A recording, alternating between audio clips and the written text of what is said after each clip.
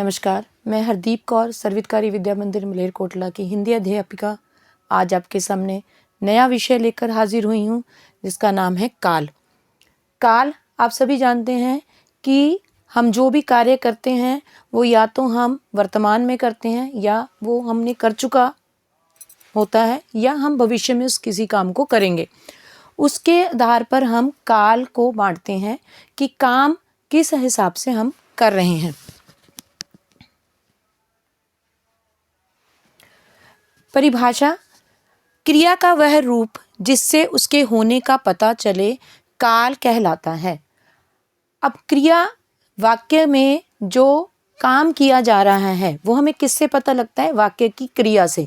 और वो क्रिया का वह रूप जिससे हमें ये पता लगे कि क्रिया हमारे वर्तमान में हो रही है या भविष्य में होगी या हमने उसको भूतकाल में कर लिया है, वो हमें किससे पता लगता है? वाक्य में जो क्रिया होती है उससे। तो क्रिया का वह रूप जिससे यह पता लगे कि जो कार्य है वाक्य में वो किस काल में हुआ है, उसे हम क्या कहते हैं? काल कहते हैं।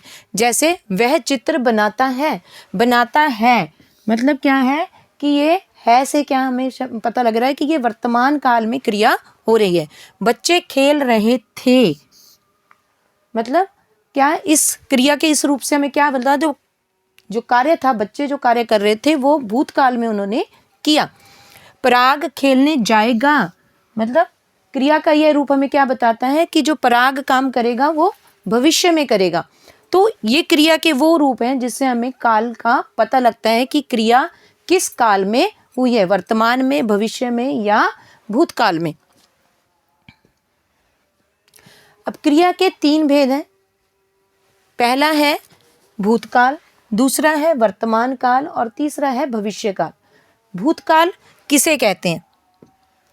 भूतकाल क्रिया के जिस रूप उसके बीते समय में के बारे में बताता। क्रिया का वह रूप जो हमें काम के क्रिया का बीते समय में होने के बारे में बता रहा है उसे हम क्या कहते हैं? भूतकाल कहते हैं। जैसे मजदूर काम कर चुका था, क्रिया का ये रूप जो है वो हमें ये बताता है कि जो काम है वो भूतकाल में हो चुका है।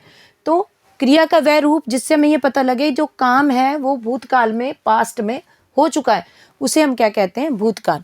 अब भूतकाल के आगे 6 भेद हैं। पहला भेद है सामान्य भूतकाल। सामान्य भूतकाल के जहाँ क्रिया का बीते समय में होने में सामान्य रूप से होने का बोध होता है। मतलब हमें सामान्य रूप से हम जब कोई वाक्य पढ़ रहे हैं हमें ये पता लगता है कि ये काम पास्ट में या भूतकाल में हो गया है। इसे हम कहते हैं क्रिया का सामान्य रूप। जैसे बिल्ली सारा दूध पी गई, जिससे हमें पता लगता है कि पी गई से हमें क्या पता लगा? ये क्रिया जो है वो भूतकाल में हो गई। ये सामान्य भूतकाल है जिससे हमें ये पता लगेगा कि क्रिया जो है सामान्य रूप से हुई है, भूतकाल में हुई है। दूसरा है आसन भूतकाल। ये वो क्रिया का रूप है जिससे हमें पता चला कि क्रिया जो है वो बीते समय में शुरू हुई थी। काम हमने बीते समय में शुरू किया लेकिन वो अभी अभी समाप्त हुआ है। मतलब जो वाक्य हम पढ़ेंगे उसमें हमें ये पता लगेगा कि काम पूरा हो चुका है, लेकिन क्या था, क्या डिफरेंस है इसमें? क्या है कि बीते समय में तो शुरू हुई लेकिन अभी अभी प्रेजेंट में अभी भी खत्म हुई। इसकी पहचान क्या होती है कि जैसे धोबी कपड़ा धो चुका है, इसमें हमेशा चुका, चुकी है शब्द का प्रयोग होगा। यहाँ एक सिर्फ भूतकाल ऐसा है जिसमें है शब्द का प्रयोग होता है। इससे आपने ये नहीं करना कि ये वर्तमान काल का है। चुका मीन्स पास्ट, हो चुका है वो काम। है का मतलब अभी अभी। ठीक है, तो ये वाक्य जो उसमें जैसे ये वाक्य आए तो इससे ये हमें पता लगता है कि है तो ये वर्तमान भूतकाल का है लेकिन ये काम अभी अभी पूरा हुआ है। तीसरा है पूर्ण भूतकाल। पूर्ण भूतकाल क्या होता है कि जब जो क्रिया पूरी तरह से पास्ट में हुई, भूतकाल में हुई और भूतकाल में ही खत्म हो गई, उसको हम कहते हैं पूर्ण भूतकाल की। पहले समय में हुई और पहले में ही वो पूरी हो चुकी। इसका हमें कैसे पता लगेगा? जब हम कोई वाक्य पढ़ते हैं उसमें हो गया था, क्योंकि मैंने क्या कहा है कि क्रिया को हम पहचानते कैसे हैं, उसकी काल को कैसे पहचानेंगे? उसकी क्रिया से। तो रोजी बेहोश हो गया था मतलब क्या है? पास्ट, बीता हुआ समय। हो चुका, वो पहले ही हो चुका, वो क्रिया हुई और वहीं खत्म हो गई, तो यहाँ ये पता लगता है कि क्रिया बीते समय में शुरू हुई और बीते में ही पूरी हो गई। तो इसमें क्या है, था शब्द का प्रयोग होगा। अपूर्ण भूतकाल, इसमें क्या है कि क्रिया का वह रूप जिसमें वो क्रिया जो है बीते समय में शुरू हुई लेकिन वो अभी तक चल रही है, अपूर्ण है, पूरी तरह खत्म नहीं हुई।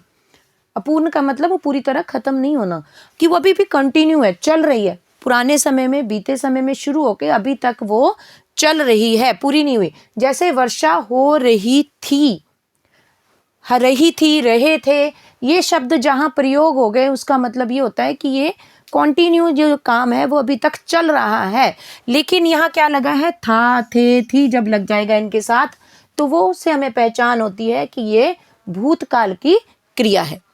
संदिग्ध भूतकाल, संदिग्ध भूतकाल क्या है, जिसमें हमें क्रिया के भूतकाल में होने का संदेह हो कि शायद ये हुई या नहीं हुई, हो मतलब भूतकाल में होगी या नहीं होगी, या हुई या नहीं हुई, इसमें संदेह होता है जहाँ पर, वहाँ पर क्या होता है, संदिग्ध भूतकाल।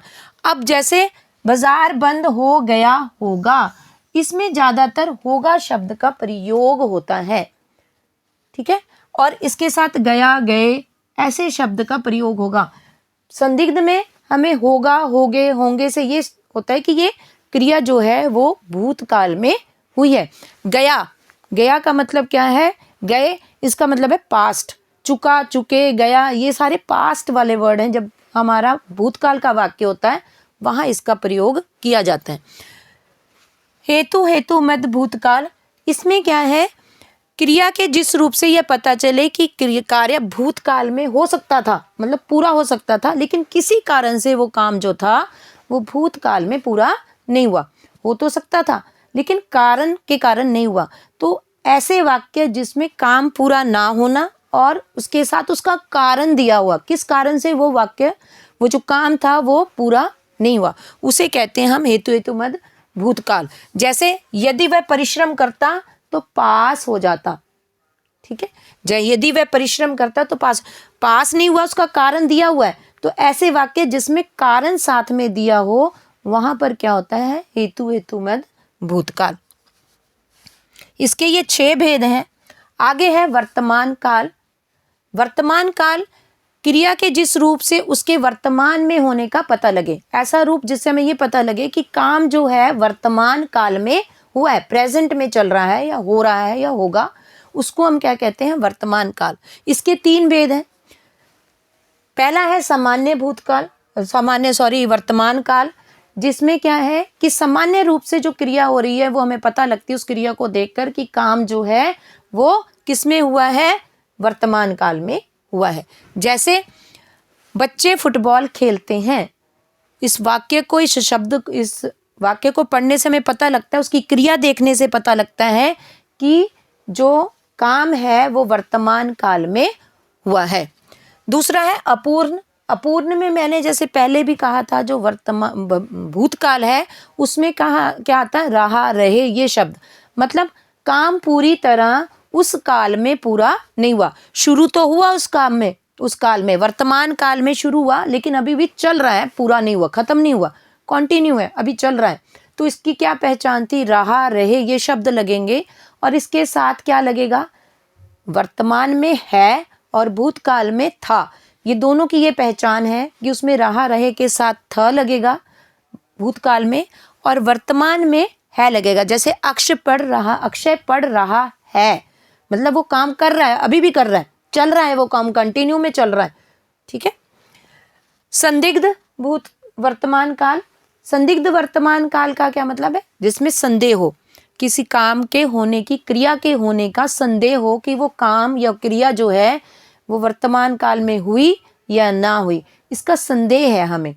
तो उसमें क्या पहचान बताई थी मैंने कि होगा, होगे, होंगे, ये वर्ड रहेगा, ये शब्द लगेगा, आखिर में जो क्रिया का शब्द होगा ये लगेगा, होगा, होंगे, होगे, ये शब्द लगेंगे। लेकिन वहाँ और इसमें क्या फ़र्क है, वहाँ पर चुका, होंगे, चुकी, होंगे, या गए होगा, गया होगा, गए होंगे, ऐसे शब्द लगेंगे। यहाँ रहा, रही, र वाली सारी सीरीज जो है वो लगती है।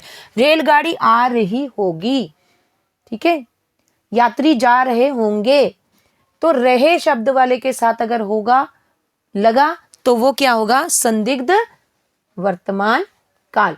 इसके 3 भेद है, सामान्य, संदिग्ध और अपूर्ण वर्तमान काल।